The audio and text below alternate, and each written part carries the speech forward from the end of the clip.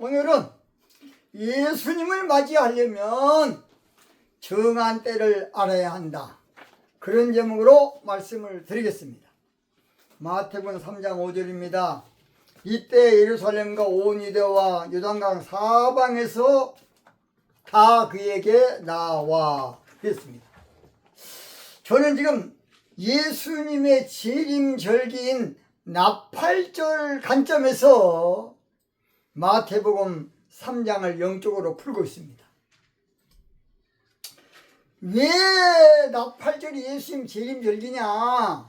사전 4장 16절 주께서 오련과 천사장의 소리와 하나님의 나팔로 친히 하늘로 쫓아 강림하시리니, 그러니까 나팔절은 예수님의 강림절기예요. 마태복음 24장 31절 저가 큰 나팔 소리와 함께 천사들을 보내리니 저희가 그 택하신 자들을 하늘 이 끝에서 저 끝까지 사방에서 모으리라. 그러니까 나팔절기는 예수님의 재림절기예요.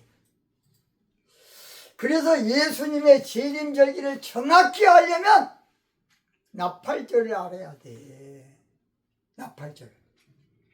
문자적인 본문은 사실은 모두 영적인 모형이고 그림자고 상징이고 표상이고 예표고 비유고 비사입니다. 기록된 문자적인 기록된 것은.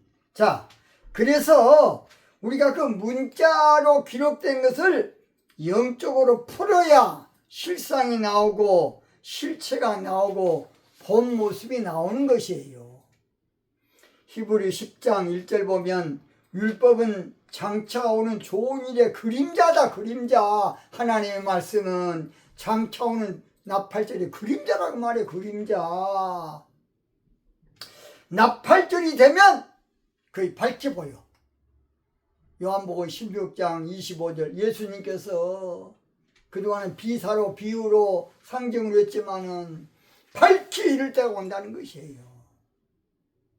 오늘 저는 본문 말씀을 통해서 예수님을 맞이하려면 첫째로 상반절 5절 상반절 이때에, 그래서 이때 정한 때를 알아야 돼요.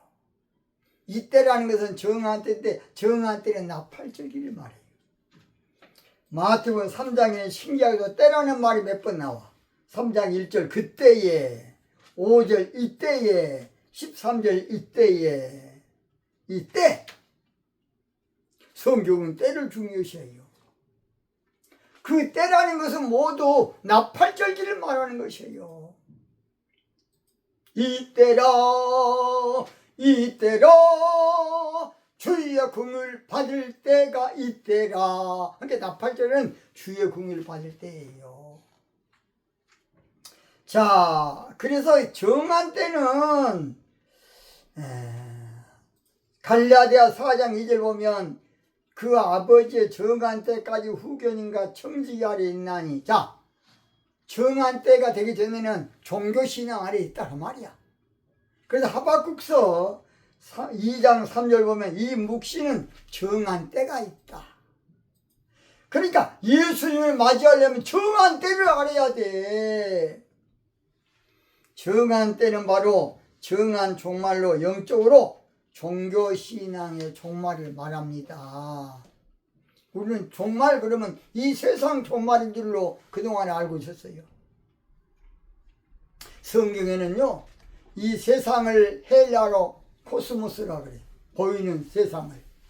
그러나 바로 세대라고 번역된 것이 바로 종교 세상이야. 이 세대를 본받지 말아라. 사실은 것은 종교신앙을 말해요. 그래서 우리가 이 성경을 영적으로 똑바로 봐야 되는데 세상 종말에도 또 번역은 돼 있으니까 세상 종말인 줄 알아. 종교신앙의 종말이야. 전도서 1장 4절에 땅은 영원히 있다 그랬어. 바벨론 종교신앙 이제 다 무너져요. 이제 앞으로 보세요. 그래서 우리 목사님도 교회에 한계가 왔다 그런 말씀을 많이 하더라고요. 종교신앙이 모두 무너지고 이제 시온즉 신부신앙으로 바꿔져야 돼. 그래서 신부단장해야 돼. 그래서 절기를 모르고 재림을 논한다는 것은 어불성설이고 넌센스예요. 나팔절기는 늦은 비가 내리는 절기로서 성령님이 강림하시는 때를 말합니다. 신명기 11장 14절 여호와께서 너희 땅에 이른 비 늦은 비를 적당한 때에 내리시리니 너희가 곡식과 포도주와 기름을 얻을 것이요. 바로 정한 때, 그것이 바로 이른 비와 늦은 비인데, 야고보서 5장 7절 보면 주님의 강림은 이른 비와 늦은 비로 오신다는 것이에요. 야고보 5장 7절 보세요. 예수님의 강림은 뭘로 오신가? 이른 비와 늦은 비로 오셔. 근데 그동안에 성령님과 예수님을 딱 구분해서 늘 우리가 보기 때문에 이것이 이제 문제가 된 거야. 예수님께서 내가 조금 있으면 너희에게 오리라. 조금 있으면 오신다 그래서 요한복음 14장에 보면 조금 있으면 온다. 성령으로 우리 가운데 오신다 그 말입니다. 그런데 이른 비로 성령으로 오시고 또 늦은 비로 나팔절에 오신다 그 말. 그래서 모두 우리가 나팔절에 포인트가 맞춰져 있기 때문에 재림을 기다리는 것이에요. 나팔절을 기다린다고요. 그래서 우리가 정한 때는 영적으로 바로 은혜 받을 때입니다. 그래서 고린도서 6장 2절 내가 은혜 베풀 때 너를 듣고 구원의 날에 너를 도왔다 하셨으니 보라 지금은 은혜 받을 만한 때요. 보라 지금은 구원의 날이다. 정한 때는 은혜 받을 때야. 또는 정한 때는 주의 궁을 받을 때로 시편 102편 13절에 주께서 일어나사 시온을 궁휼히 여기시리니 지금은 그를 궁휼히 여기실 때라. 여러분 저희들이 예수님의 신부 되는 것은요 주의 궁휼이에요. 똑똑하고 잘나고 뭐 잘생겼다고 예수님 신부 된 거 아니야. 딱 한 가지 예수님의 궁휼이야. 궁휼. 그래서 오늘 저희들은 궁휼을 받기 위해서 애를 써야 돼. 궁휼을 받기 위해서. 궁휼 받는 것은 바로 은혜 받는 것이에요. 은총 입은 것이라고요. 내 영혼이 은총 입어 중한 재직 벗고 보니 은총 입은 것이 우리가 예수님의 신부로 간택되는 것이에요. 오늘 저희들은 주의 은혜를 받으려고 애를 써야 돼. 이때라 주의 긍휼 받을 때가 이때라. 주의 긍휼 받고 주의 은혜 받아야 돼. 그래서 예수님의 신부로서 예수님을 맞이해야 됩니다. 두 번째, 예루살렘과 3장 5절 중반에 그래서 예수님을 맞이하려면 새 예루살렘 신앙을 알아야 돼. 새 예루살렘은 장소 개념이 아니에요. 새 예루살렘 성이라 그러니까 장소 개념으로 이해. 새 예루살렘은 하늘 예루살렘이 내려온 신앙으로 히브리 12장 22절 보세요. 히브리 12장 22절. 히브리 12장 22절. 그 하늘 예루살렘 신앙이 계시록 21장 2절 보면 하늘에서 내려와. 10절도 보면 하늘에서 거룩한 예루살렘이 내려온다니까 신앙 개념이에요. 이제 그걸 모르니까 제가 이름 안 밝혔습니다. 목사님들이 막 새 예루살렘이 우리 목적이다 하면서 장소 개념으로 늘 이야기하시더라고요. 신앙 개념이에요. 새 예루살렘에서 이 새 예루살렘의 신앙을 알아야 돼. 근데 새 예루살렘은 바로 하늘에서 내려오는 바로 시온즉 신부신앙이에요. 그러니까 시온하고 예루살렘하고는 늘 동요로 같이 기록되어 있어요.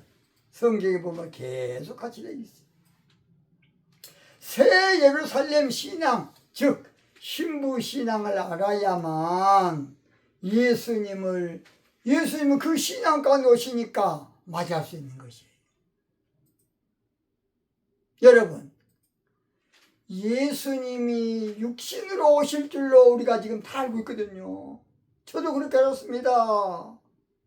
영계 깊이 들어갈 때 예수님이요, 영으로, 성령으로 우리 가운데 오시는 거예요. 예수님이 육체로 오신 것을 믿는 것은 강력한 마귀 새끼의 역사야.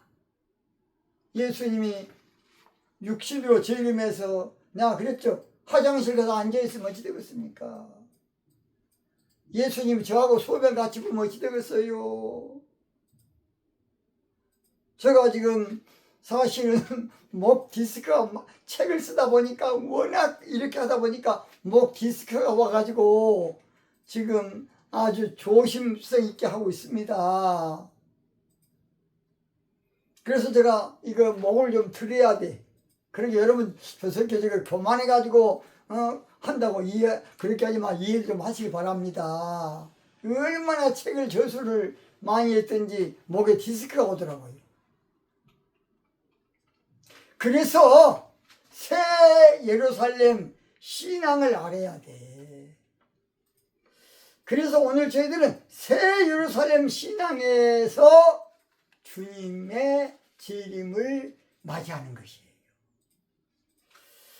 오늘 저희들이 이 새 예루살렘이 얼마나 중요하냐, 그 예루살렘 신앙이 얼마나 중요하냐, 계시록 22장 14절에 보면 그 두루마기를 빠는 자들은 복이 있으니 이는 저희가 생명나무에 나아가며 문들을 통하여 성에 들어갈 권세를 얻으니라 그랬어요. 바로 그것은요, 히브리서 4장 11절에 보면 안식일을 영적 해석, 영해를 해놨는데 바울 사도가 바로 그것은 안식신앙으로 시온즉 신부신앙을 말해요.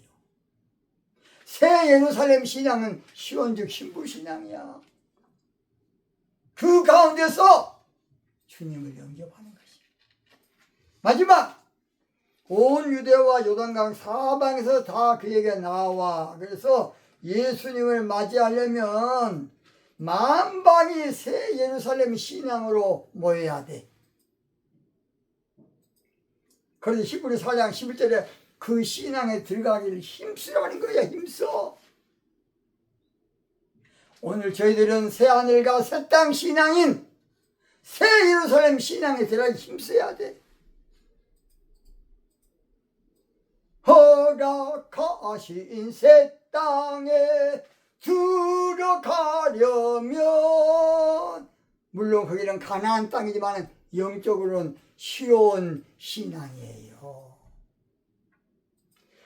그래서 앞으로 교회는, 진짜 교회는 시온 즉 신부신앙 교회가 진짜야. 우리가 찬송 부를 때 그렇게 불러요. 시온성과 같은 교회. 뭔 말이 모르고 그렇게 부른 거야. 시온성과 같은 교회를 찬송을 불러도 그 뜻을 모르니까 그냥 부르고 살아. 시온성은 바로 시온산, 시온성, 시온, 다 신부 또는 신부신앙을 말합니다.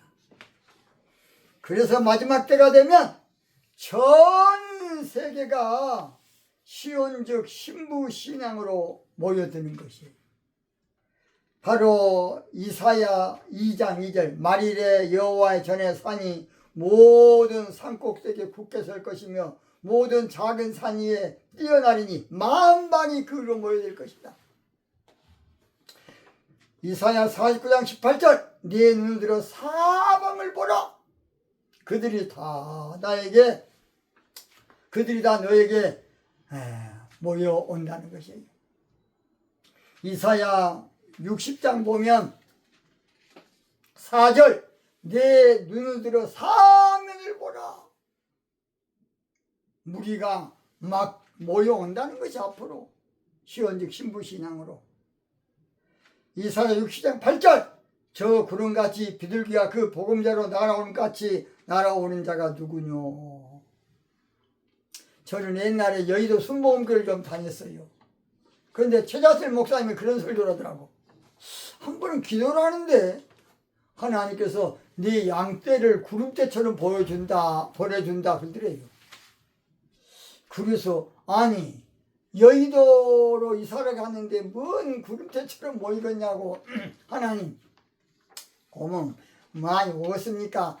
장로교가 세긴 센데 순복음 누가 얼마 오겠습니까 하고 기도 끝나고 옥상으로 올라가서 주일날 한번 봤더니요 마포대교에서 사람들이 몰려오는데 꼭 양떼가 꾸물꾸물하고 온 것처럼 막 밀려오더라는 거예요.